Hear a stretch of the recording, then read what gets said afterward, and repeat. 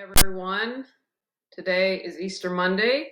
I hope that if you celebrated Passover or Easter, that you were able to find a way to honor your practice and felt good about it. I am a firm believer in Emily Dickinson's point of view, although note to bias, she went to Mount Holyoke College where I did, but that really you can practice from anywhere. She sat in a room for years and was able to have a religious and spiritual practice.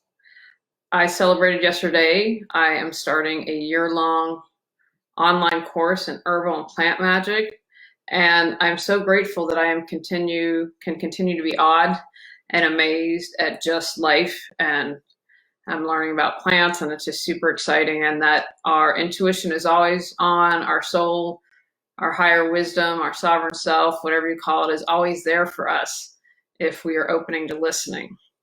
So as I do this Corona Files, as I'm doing every Monday, as long as we are in lockdown, and we will soon find out in North Carolina, I probably will continue this in May. Again, up in the air, we'll see. As long as much of the country is on lockdown, I am going to do this. So I would first like to start the Corona File episodes with positive. And some good news, I saw pictures of Los Angeles without smog. I'm sorry that I was never out there to experience it. I lived in Los Angeles for 10 years, but it was truly amazing to see and all the wonderful changes in nature that are happening.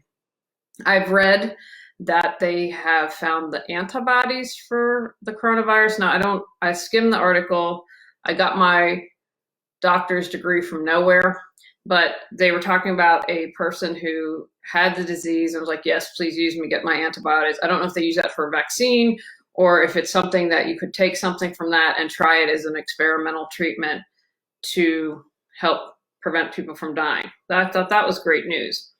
Tyler Perry, I read, the man behind the Medea, paid for groceries during senior hour at 73 Kroger's. How awesome is that? And so those are just a few of the good news stories that I wanted to share.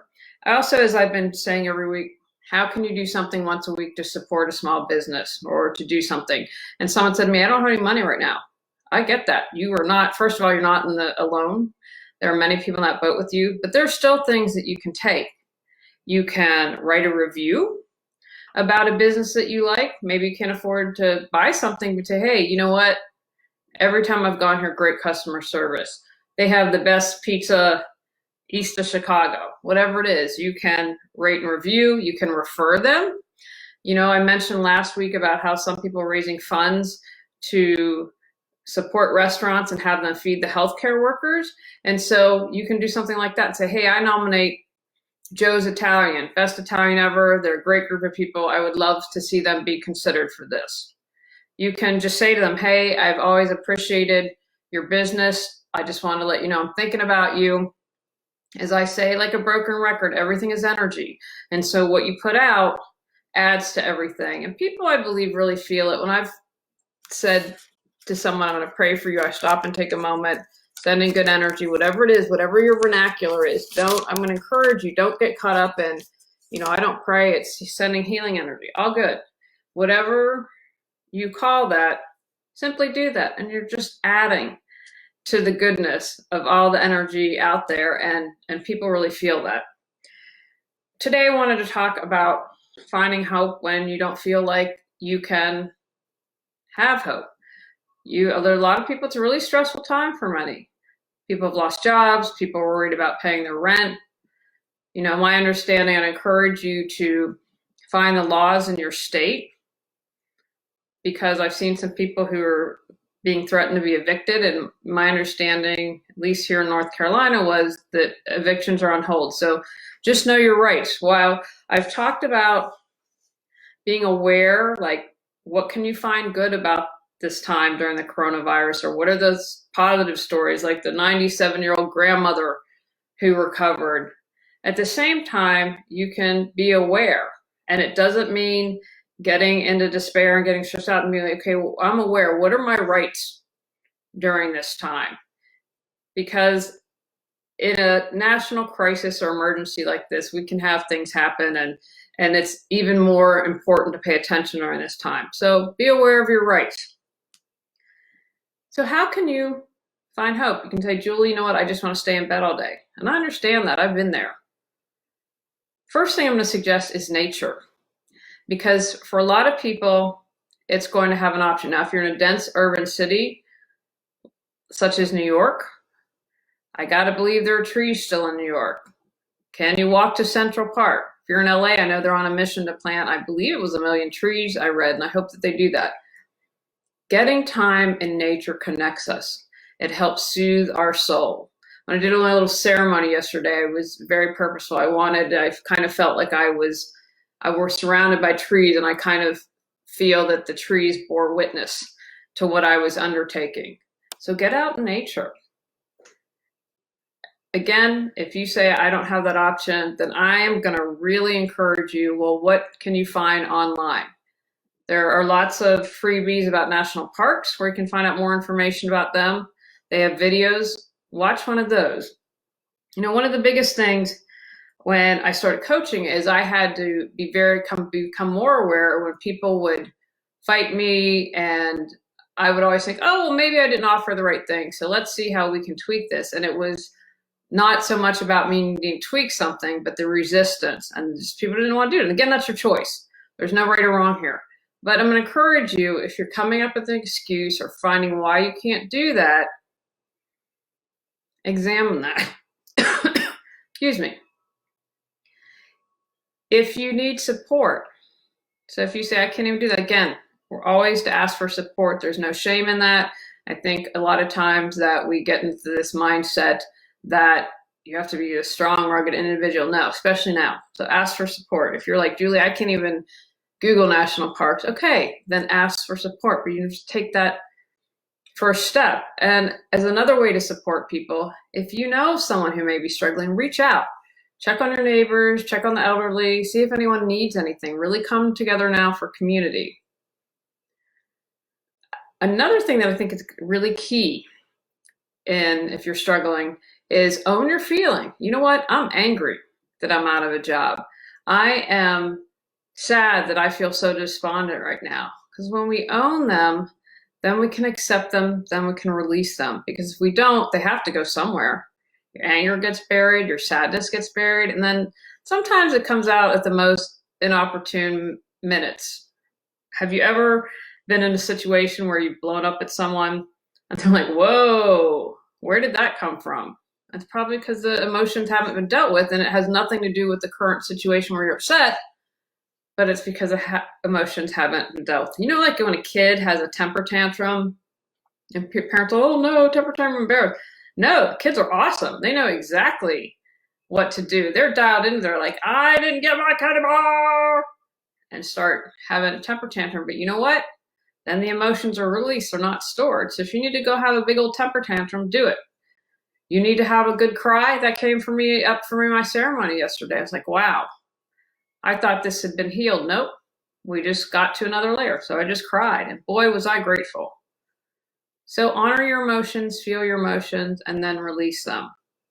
And when you do that, it helps bring you into present time more, right? Because you're not living in that past emotion. You're not, and if you're feeling fear for the future, feel that as well. Again, that helps you become present. There are no right or wrong to emotions. I believe they're guideposts saying, hey, this is what we need to heal. This is, hello, I'm trying to get a message to you. This is what we need to pay attention to. So honor all your feelings. Don't censor yourself.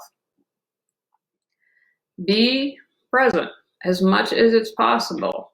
Because remember, that's going to allow you to take action. If you're worried about, if you're spending all your time, what am I going to do? I don't have a job right now. Well, that takes you out. That doesn't allow you to take action because you're focused over here. But you say, okay, I'm going to get on the job resume. I'm going to redo my resume.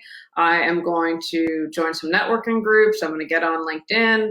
I'm going to reach out to everyone I know. Who do you know? How can you support me? How can you help me find a job? Right? Because you're taking action. When you're doing that, you're focused on taking the action. You're not in worry.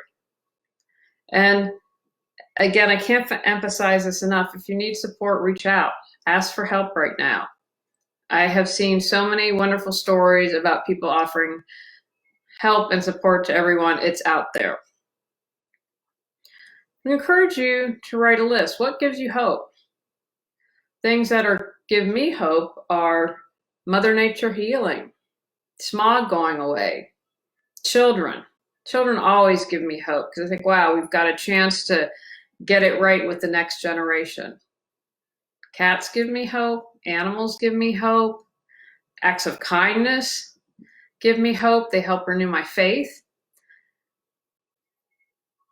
Being in nature gives me hope.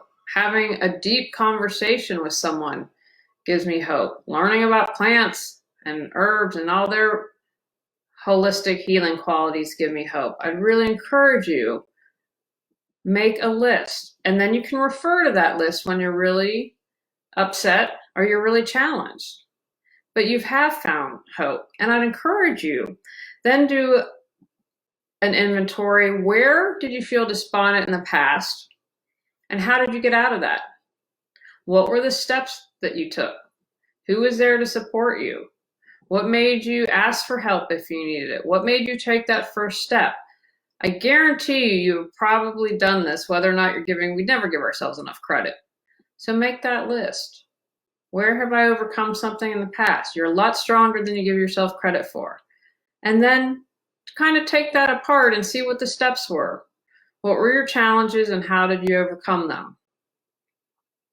Celebrate what you can. Maybe you can celebrate, you know what? I have a roof over my head right now. The company gave us another month of health insurance. The company furloughed me, but the good news is when they get back on their feet, they're going to rehire me. Celebrate and find the good anywhere you can. And remember, if you get that little thread, that can allow you to keep going, right? You build upon that. And it's that one glimmer of hope, and it's out there. It's out there. You know, sun's gonna come out after the storm. We had a terrible storm here last night. We're still under a wind advisory, but the sun's out. A little bit cloudy, but it's out. It always comes out again. Now I want to make a note here. Again, I have just written a couple little things down. I wanted to do this mainly off the top of my head. There's a difference about temporarily not being able to find hope and depression. If you are depressed, I currently urge you, please go seek some professional support. Even during this time, I just did an interview with the therapist. They are doing online counseling.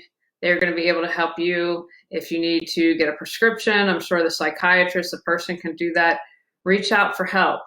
And if you might be unsure, what I would say to you is, how long have you felt this way? If you felt this way for a while, it's worth examining and talking to a professional. They're going to be able to help you figure out, you know what, maybe we need to try some options here. And yes, you are depressed. So if it's been this way for a while, you feel severely depressed, I urge you, please reach out to someone. Again, it's not this temporary feeling of not having hope. And, you know, I've shared before on my podcast that 2018 was a really hard year for me. And I was depressed for sure. But I also knew myself well enough to know, okay, I know this is temporary. I've got to allow myself to just muddle through it. And I did. But with the caveat that I do a lot of personal work, a lot of personal growth, I trusted myself. I had a good support system in place. And I was checking in with my friend Cotty, you know, weekly, if not daily. How are you feeling, Dave? You know, what is it we need to do? How can I support you? And so that made a difference. So I did have a support system for that. But I just want you to be aware of that. Big difference between depression and temporarily having lost hope. So how do you move forward? Take any step you can. And for you, maybe that's getting out of your pajamas, right? It's easy to just stay in pajamas all day. Maybe it is taking the time to fix yourself a good meal, or doing your hair and makeup. Maybe it is getting outside to take a walk. You find like, okay, you know what? Let's just try it. I'm just gonna go around. Maybe it's just a quick in the cul-de-sac, a quick little walk, but you're getting outside. And what I've found when you take that first step, that it builds and it continues to build. Look for inspiration. There are a lot of amazing people out there. Who else can you follow for inspiration? You know, there are all sorts of social media if you're mainly visual. Instagram is great. I follow a lot of cats on Instagram. I don't know if there's something wrong with me that I can look at about 5 billion cat pictures and enjoy every one. If cats are your jam, then look for cat pictures. If you like quotes, start researching quotes. Find people that inspire you. Find pages that inspire you. And to help lift that, to help remind you, be those daily reminders. I have on my phone an app called I Am, and it's affirmations. And so you can pick categories, and you can also set it for like 5 or 6 reminders. I think 6 is a max a day. And I love it because it'll pop up on my screen. And sometimes it'll just say I am. And I have to fill in the blank. I am awesome. I am loved. I am good enough. I am worthy. Whatever it's coming to my mind, and then it'll have a category. And so that's a nice little way to give yourself a boost. I'm also a fan of wisdom cards, and I have definitely a few boxes, and I quite frankly get them when they're on sale at Hay House. That's usually when I buy them. And I will pick, if I'm not feeling it, I just got one on Moonology. I think the moon's pretty groovy. I'll just pick, hey, what do I need to hear today? And that's what do I need to hear? And then I'll play around with the cards and pull one. And I've always found those to be really helpful. And I know Louise Hay also has affirmation cards. She has a really good deck. And so that might be something, that you can do. A small investment with a big return. Self-care is really important. So how are you taking care of yourself? Again, as I mentioned, are you getting dressed every day? Are you combing your hair? Are you putting on makeup? Whatever it is that works for you. If you need to take a bubble bath, if you need to take a nap, are you honoring yourself? Are you giving yourself good self-care by asking for support? Again, I go back to this because for most of my life, I couldn't ask for help. I saw it as a weakness. I saw it as a bad thing. It was a negative thing. Wow, why can't you take care of this yourself? And I wish I could just, go back and comfort that young woman and say, it was okay to ask for help. You're absolutely allowed to ask for that. And if someone rejects you, I've had that happen when I've asked for help, then go look for someone else. And there are a lot of decent, good online communities as well. If you're like, hey, I'm in a rural area, there are not a lot of options. What do you have online? Again, I can't emphasize enough that you need to take that first step. And if you find yourself making excuses, then what's that about? Maybe it's not about losing hope. Maybe it's about something else. And remember, don't waste any time on judgment. Another thing besides asking for support is forgiveness. I think sometimes when we haven't hope, and I know in my case this was true, and I'm going to be honest, I'm not quite there. Forgiveness is something that there are a couple people I've not forgiven. And I'm working on that. I need more time. And I'm going to be gentle with myself about this. Although when I did that ceremony yesterday, one of the things I was grateful for was it showed me that I hadn't healed something and that I wasn't aware of it. But it gave me the hope, because one of the things, this is a year-long course, and they said, what do you want to heal? And I was like, boom, this is I still have grief. I still have anger. I'd like to really be healed. And again, in my viewpoint, you have several layers, but I made this pledge that this is what I wanted to heal. And I know part of that is forgiveness. So, you might be angry that your company went under and that you feel your boss didn't run the company well, or whatever it is. Seek forgiveness if you're able to. Where can you forgive? Because that's going to be something that helps move you forward. And it's going to be something that helps you see hope again. And go back. When have you forgiven people before? How were you able to accomplish that? Who have you sought forgiveness from? What did you do to ask for forgiveness? Again, as we heal the inside, we heal the outside, and vice versa. And so it's equally important to ask for forgiveness. I'm glad that I did this on Easter Monday. I wasn't sure if I should do this because it's a holiday, but I felt really listening to my guidance and intuition that it was really important to just kind of do a little talk on hope.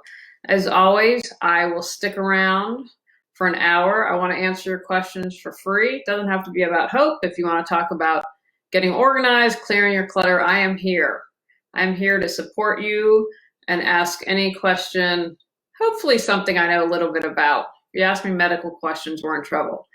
So I will be here for the next hour, and I will end on my tagline: go out, clear your clutter to create the life you choose, deserve, and desire.